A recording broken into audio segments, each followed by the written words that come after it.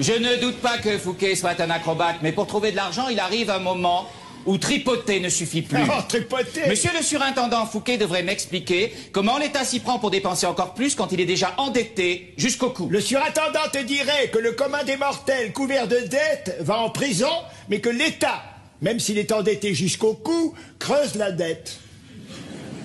Tous les États font ça. Pourtant, il nous faut de l'argent. Comment en trouver quand on a déjà créé tous les impôts imaginables? Bah, on en crée d'autres. On ne peut pas taxer les pauvres puisqu'ils ne le sont déjà. Mais non, pas les pauvres. Les riches, alors. Les riches non plus. Ils ne dépenseraient plus. Un riche qui dépense fait vivre des centaines de pauvres. Alors comment fait-on? En Colbert, tu raisonnes comme un fromage. Il y a quantité de gens qui ne sont ni pauvres ni riches. Des Français qui travaillent en redoutant d'être pauvres et en rêvant d'être riches. C'est ceux-là que nous allons taxer. Ceux-là, plus tu leur prends, plus ils travaillent pour compenser. Pour l'État, c'est un réservoir inépuisable. Mais ils sont étranglés, ce sont les forces vives du royaume. Le plus grand risque que vous preniez, Éminence, c'est de laisser pourrir la situation actuelle. Il ne faut pas augmenter les impôts, mais au contraire les baisser. Il faut développer le commerce, principalement le commerce maritime, comme le font les Anglais. Les Anglais. Et l'industrie. Et l'industrie. Il faut diminuer le nombre des officiers de finance, sanctionner leur trafic.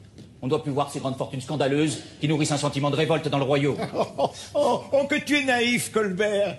Crois-tu vraiment qu'on pourrait gouverner la France uniquement avec des gens honnêtes? Pour tenir un pays, il faut malheureusement... Des fripons. Des fripons, oui, monsieur. Oui. Ils nous rendent de grands services que les gens honnêtes seraient incapables de rendre. Ce sont les coquins qui mènent le monde. Votre Éminence est Premier ministre. Oui. Et alors? Eh bien, je voulais oui, dire je sais ce que tu veux dire.